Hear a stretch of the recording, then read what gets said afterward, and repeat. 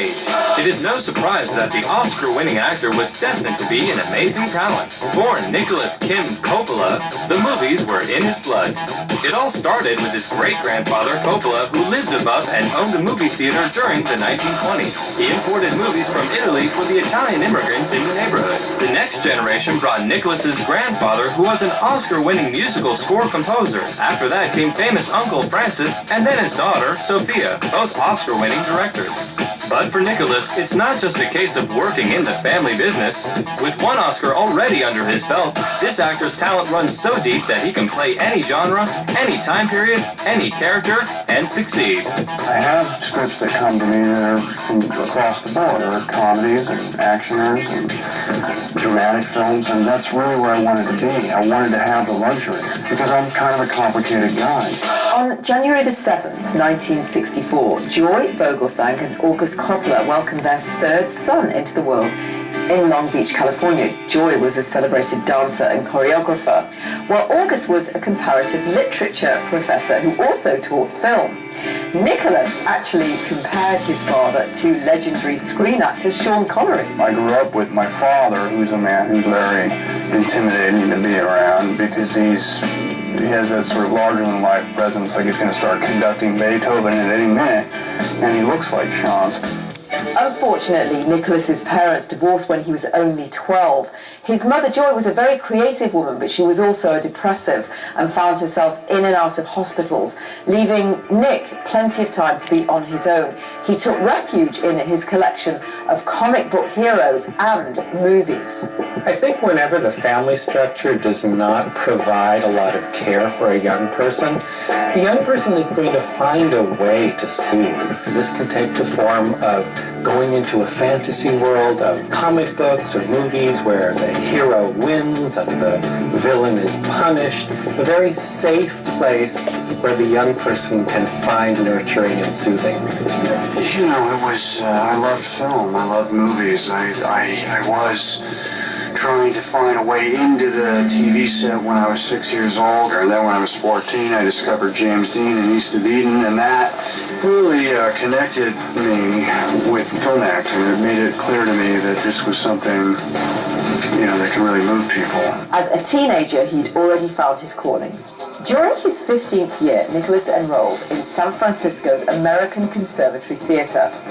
At just 17, Nicholas decided to incur his father's wrath and drop out of school. He decided school was over, acting just couldn't wait a minute longer. At first, the famous Coppola name did the trick, and he landed a bit part in Fast Times at Ridgemont High. But he was extremely upset when most of it landed on the cutting room floor. Then, in 1983, Nicholas helped his Uncle Francis out with the auditions for Rumblefish. Well, he was so good at rehearsing opposite the other actors that he himself landed the part of Smokey. As he says, though, it wasn't a cakewalk. Fear, discomfort, not knowing what to do, out of my element. He got another part the same year for a teen comedy called Valley Girl, and this time it was pure luck, no nepotism involved. What happened was a casting agent was considering people for the part of the punk rocker Randy in the film, and she stumbled upon Nick Cage's picture and thought, this is the guy for the job. He landed the role, and there was no looking back. It was his big break. No longer wanting to ride on the coattails of his famous family name, he officially changed his name to Cage. Acting for me has kept me balanced. I've acted because, I needed to. It was a survival thing. It channeled a lot of stuff, that I had as a young man. In 1986, Uncle Francis called upon his talented nephew again for the comedy period piece, Peggy Sue Got Married. Coppola had to defend the decision to cast his nephew to studio execs, but it paid off. The movie did get considerable attention for the young actor, particularly from singer-actress Cher, who persuaded producers to cast him opposite her in the hit comedy Moonstruck. Okay, Moonstruck. Scary, fun, exploring. Moonstruck certainly was my sort of introduction into the romantic genre. The film was a smash hit. Nicholas won a Golden Globe and Cher won the Oscar that year. The unique actor also caught the attention of the talented directors, the Coen brothers, who decided to cast him as a very quirky character in their comedy Raising Arizona. Nicholas, in order to interpret the role, channeled a cartoon character. Woody Woodpecker is a character that has brought me a lot of laughs as a child, and I thought it was interesting to model this H.I. McDonough Raising Arizona after Woody Woodpecker's personality. It was very liberating, a liberating chance to not try to be so natural, not try to be so real, to break free. Coming up, Cage opens his heart to a young Patricia Arquette. Talking with Patricia for just a couple of hours, the 23-year-old decided there and then to propose marriage. He thought he just found his soulmate.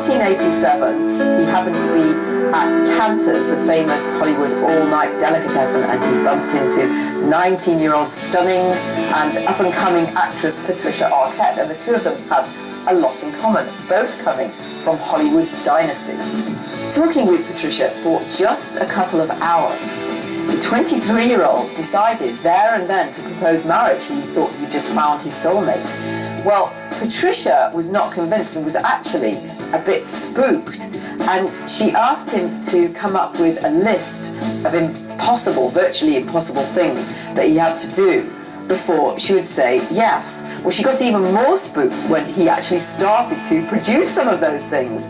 So she turned him down. Marriage would have to wait till a bit later on another chance encounter. In 1990, the 26-year-old starred in the dark, twisted drama Wild at Heart. Well, David Lynch, the movie's director, was so impressed by his intensity and talent, he called him the jazz musician of all actors. The new role opposite Laura Dern was perfect for Nicholas because he'd always been absolutely obsessed with Elvis and had his own collection of Elvis memorabilia. Again, it was an example of how he used his own personal experience and passion to really get into the role. I had looked to other artists, and what they had done, and I thought, well, why can't that be done with acting? I thought, well, I'm going to take Elvis and I'm going to put my own interpretation on it. Nicholas had been paired with a number of gorgeous Hollywood women over the years, including Uma Thurman, but it wasn't until he was 28 that he met a woman who really changed his life completely. Model actress Christina Fulton. They had a child together, Weston Coppola Cage, and fatherhood, of course, was very significant, but it also brought around a kind of change in the tone of his next few roles. This was a change for me. I called it my Sunshine Trilogy. It started with Honeymoon in Vegas, and Guardian Test was one of them, and then now this, It Happened to You. I wanted to change for a while. I'd done enough of the sort of outlaw, dark characters, and people were starting to think that I really was crazy or an outlaw. And I thought, no, you got this wrong. I'm acting. I'm going to show you that I can act, and here's what I'm going to do. I'm going to play a very normal, good guy. But in his real life, things weren't so good. He broke up with Christina, although they did try to keep amicable because of their son. But in his movie life, Nicholas recognised that the kind of roles he was taking, which were pretty light-hearted at the time, did help him to stay positive. It was a long road because to get where I am now, I had to go through some changes. There were some times, some pretty lean times, and luckily I had comedy to draw on. I had neglected the instinct, my natural instinct to be funny, because I had idols like James Dean and Marlon Brando, and so I was trying to do these sort of angst-ridden characters. Well, at some point people got tired of that, and then I had to switch gears and reach down and pull up, the comedy capability, and I think that got things going again. With the new responsibility of a child, Nick did turn his life around quite a bit and accepted his responsibilities seriously. He stopped some of the hell-raising, he stopped smoking, he stopped his fast racing, his driving. He did, however, keep some of his passions, including his collection of exotic cars. Besides the personal reasons for making popular feel-good movies, Nicholas saw them as long-term investments for his career. I realized at a certain point that it is called show business, and I know that I can get movies made if my movies sell. Right now I'm about to make a movie called Leaving Las Vegas, which is a little movie.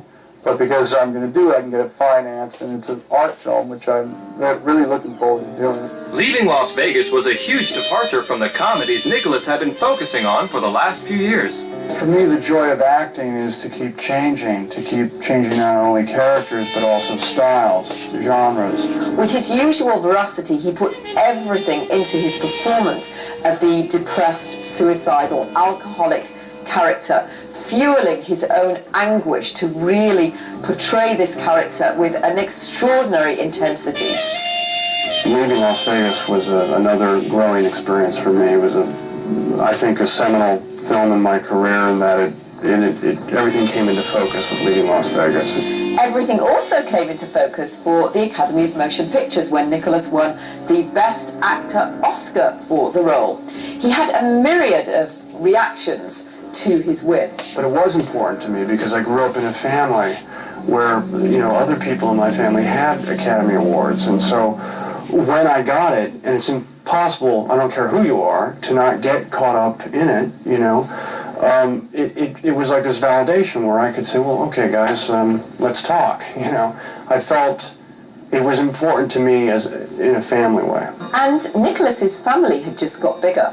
One spring afternoon, he went to his favourite haunt in Hollywood, Cantor's Deli, again. And who should he bump into? As if fate had intertwined, it was Patricia Arquette. Now, by this time, both of their careers were well established, and each of them had a son. They got on like a house on fire once again, and this time, after 2 weeks, it was Patricia who proposed. They got married on her birthday in April 1995, and Patricia was his date for Oscar night. Patricia was very happy that night for me, and I was happy that she was there. Nicholas's next film was another departure for him. In 1996, he became an action hero in The Rock. I think The Rock was a turning point. That was an interesting time in my life, really, when I think those two pictures really encapsulated where I wanted to go with my work in general. The dichotomy, if you will, between the action and the in-depth character analysis tone poem that is Leaving Las Vegas. Leading a colossal blockbuster was new territory for the quirky actor. Well, it's a very daunting feeling when someone says you're going to carry a $70 million movie. I figured that with Jerry Bruckheimer and Michael Bay, I'd be able to create a character and do the action movie on my terms, which was not to play a steroid guy or a robot, but somebody with, average but good qualities that can, rise above the obstacles.